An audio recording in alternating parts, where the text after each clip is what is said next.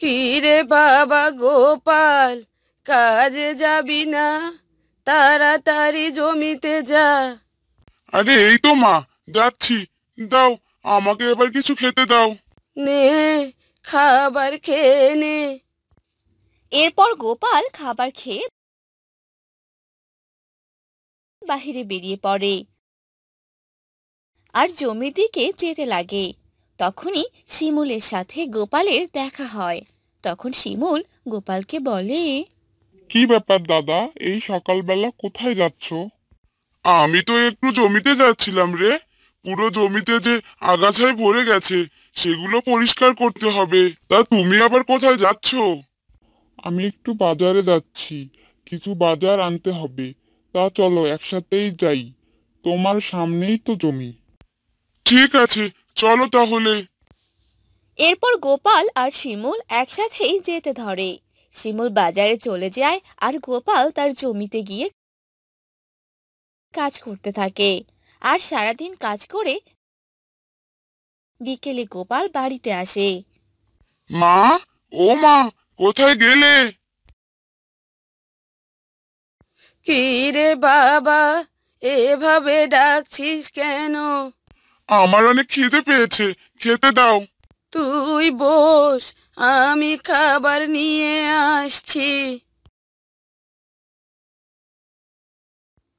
গোপাল হাত মুখ ধুয়ে এসে খেতে বসে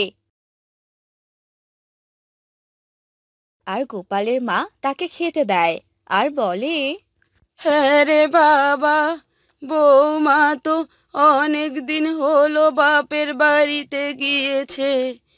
এবার বৌমাকে বাড়িতে নিয়ে আয়। মা, ও তো রাগ করে চলে গেছে, দেখবে একাই চলে আসবে। আমি নিয়ে আসতে পারবো না। সে কি কথা রে বাবা, রাগ করে গিয়েছে জন্য কি নিয়ে আসা যাবে না? যা, কাল সকালে বৌমাকে নিয়ে আসবি। ঠিক আছে, তুমি যখন এত করে বলছো, তখন নিয়ে আসবো। এরপর গোপাল খাবার খেয়ে ঘরে চলে যায়। পরদিন সকালবেলা গোপাল তার বউকে নিয়ে আসে। দেখলেন তো মা, কতদিন পর আপনার ছেলে আমাকে নিয়ে এলো। আমি না থাকলেই বুঝি তার ভালো হয়, এর জন্যই আমাকে নিয়ে আসতে চায়নি। না বৌমা, বাড়িতে অনেক কাজ, তাই তোমায় নিয়ে আসতে পারিনি। যাও, এবার ঘরে গিয়ে বিশ্রাম করো। এরপর গোপালের বউ ঘরে যায় আর এভাবে অনেক দিন চলে যায়। একদিন অনেক জোরে জোরে বৃষ্টি পড়তে থাকে। যা জোরে জোরে বৃষ্টি পড়ছে, জমির যে কি অবস্থা হবে কে জানে। বৃষ্টি কমলেই আমাকে এবার জমির দিকে যেতে হবে।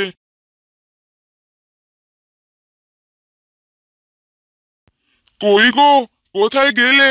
আমি একটু জমিতে গেলাম, দেখে আসি জমির কি অবস্থা।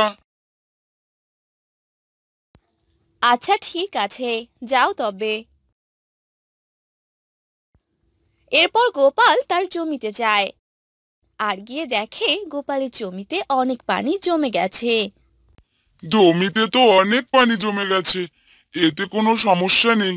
আশেপাশে একটু ভালো করে দেখে আসি। আরে, এখানে তো অনেকগুলো পুঁটি মাছ। বাহ, এই পুঁটি মাছ দেখলে তো মা অনেক খুশি হবে। যাই, মাছগুলো উঠিয়ে নেই। এরপর গোপাল সেখানে থাকা পুঁটি মাছগুলো মারতে লাগলো আর সে মাছগুলো নিয়ে বাড়িতে চলে এলো আর গোপাল তার মাকে ডাকতে লাগলো। মা, ও মা, দেখে যাও, তোমার জন্য আমি কি এনেছি। কি রে বাবা, কি নিয়ে এসেছিস? এই দেখো মা, কতগুলো পুঁটি মাছ। এগুলো সব আমার জমিতে ছিল। সেটা তো ভালো কথা, তবে আমি তো এই পুঁটি মাছ খাই না রে বাবা। কেন মা, তুমি না আগে পুঁটি মাছ খেতে? হ্যাঁ রে বাবা, এখন আর ভালো লাগে না। কি ব্যাপার? এখানে কি হয়েছে? কি নিয়ে এত কথা হচ্ছে শুনি? এই দেখো, আমি কতগুলো পুঁটি মাছ নিয়ে এসেছি। ও মা, তাই তো। দাও দাও, এই মাছগুলো আমাকে দাও, আমি এগুলো রান্না করব। না না বৌমা, আমি পুঁটি মাছ খেতে পারি না। এ মাছ রান্না করো না, আমি খেতে পারবো না। কিন্তু মা, এই মাছগুলো আমার অনেক প্রিয়, এই মাছ আমি খাবই। এই কথা বলে গোপালের বউ সে পুঁটি মাছগুলো নিয়ে যায় আর সেগুলো কেটে রান্না করে। আর রান্না শেষে সবগুলো খাবার টেবিলে রেখে দেয়। তখন গোপাল সেখানে এসে তার বউকে বলে, কি গো, পুঁটি মাছগুলো দিয়ে কি রান্না করলে? পুঁটি মাছের ঝোল রান্না করেছি, একবার শুধু খেয়ে দেখো। এই বলে তারা সবাই খাবার খেতে বসে, কিন্তু গোপালের মা সেগুলো খেতে পারে না। এসব তুমি কি রান্না করেছো বৌমা? আমি তো এগুলো খেতে পারছি না। আরে মা, কি সব বলছেন আপনি? পুঁটি মাছের ঝোল রান্না করেছি, কি দারুণ লাগছে খেতে। আর আপনি কি না বলছেন ভালো লাগছে না? হ্যাঁ বৌমা, আমি এগুলো খেতে পারবো না। তোমার পুঁটি মাছের ঝোল তুমি খেয়ে নাও। এই বলে গোপালের মা সেখান থেকে উঠে চলে যায় আর তারা খাবার খেয়ে নেয়। তখন গোপাল তার বউকে বলে, তুমি তো মায়ের জন্য অন্য কিছু রান্না করতে পারতে। পুঁটি মাছের ঝোল রান্না করতে গিয়ে আমি ওসব কথা ভুলেই গেছি। হ্যাঁ গো, তুমি আমার জন্য রোজ পুঁটি মাছ নিয়ে আসবে, আর আমি প্রতিদিন পুঁটি মাছের ঝোল রান্না করব। এভাবেই রোজ গোপাল তার বউয়ের জন্য পুঁটি মাছ এনে দিত, আর গোপালের বউ পুঁটি মাছের ঝোল রান্না করত। আর এভাবেই অনেক দিন চলে গেল। একদিন গোপাল বলতে লাগলো, না, আমি আর প্রতিদিন পুঁটি মাছের ঝোল দিয়ে খাবার খেতে পারবো না। এবার আমাকেই কিছু একটা করতে হবে। একদিন গোপালের বউ আবার পুঁটি মাছের ঝোল রান্না করে। কই গো, কোথায় গেলে? তাড়াতাড়ি আসো, খাবার খেয়ে নাও। কি হলো, খাচ্ছ না যে?